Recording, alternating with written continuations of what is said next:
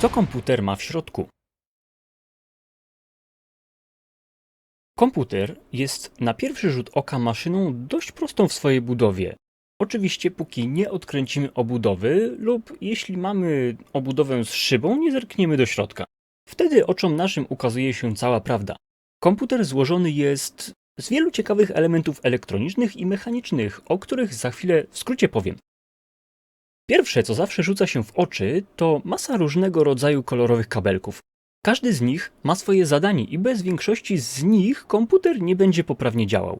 Są to kable, które przesyłają informacje pomiędzy urządzeniami, ale przede wszystkim kable zasilające, podłączone do zasilacza, który pełni rolę dystrybutora energii. Może on znajdować się na górze lub na dole obudowy.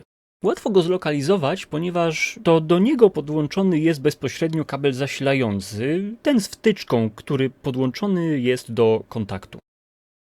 Kolejnym elementem, który na pewno rzuci się w oczy, to płyta główna.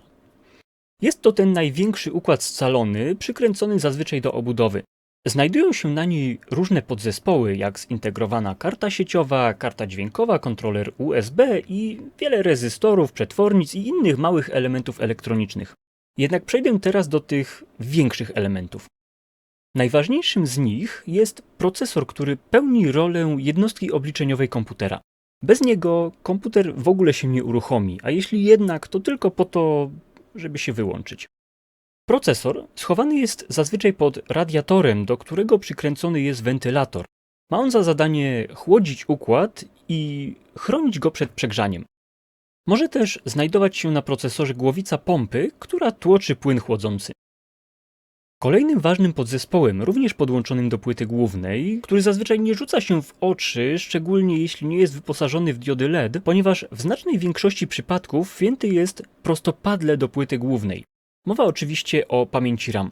Pełni ona rolę tymczasowego magazynu na przetwarzane przez procesor dane. Nie można w niej przechowywać danych w sposób trwały i czyszczona jest wraz z wyłączeniem komputera. Oprócz tych głównych podzespołów istnieją jeszcze inne, które również powinny znaleźć się w komputerze. W końcu czym byłby komputer, który nie może przechowywać danych?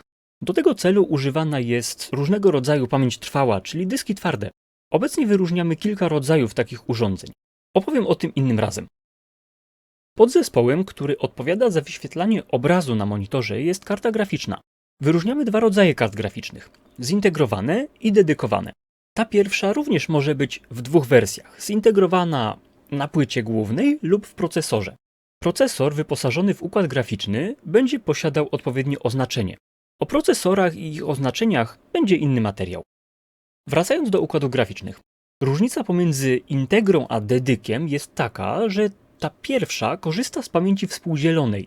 Wydziela dla siebie po prostu odpowiednią ilość pamięci operacyjnej i w niej pracuje. Druga natomiast posiada własną pamięć i nie dzieli się nią z żadnym innym układem. Co za tym idzie, dedykowana jest wydajniejsza. W komputerze mogą znajdować się jeszcze inne urządzenia i sterowniki podzespołów, które nie są konieczne do jego działania, ale mogą pomóc w jego funkcjonowaniu. Są to przykładowo dodatkowe wentylatory, które mają wspomagać system chłodzenia urządzenia.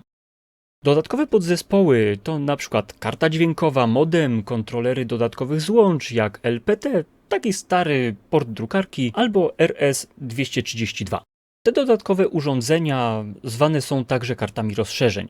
Podłączane są one do odpowiedniego złącza na płycie głównej, ale także mogą być one z płytą główną zintegrowane. Różnica polega na tym, że zintegrowanego złącza ciężko się pozbyć bez uszkadzania całej płyty, natomiast oddzielną kartę rozszerzeń wystarczy odłączyć. Oczywiście komputer przy wykonywaniu tej operacji musi być wyłączony. To tyle na dzisiaj, następne odcinki już niedługo. Zapraszam do subskrypcji mojego kanału, kliknijcie łapki w górę, a jeśli masz pytania, zadaj je w komentarzach. Dzięki za oglądanie i cześć.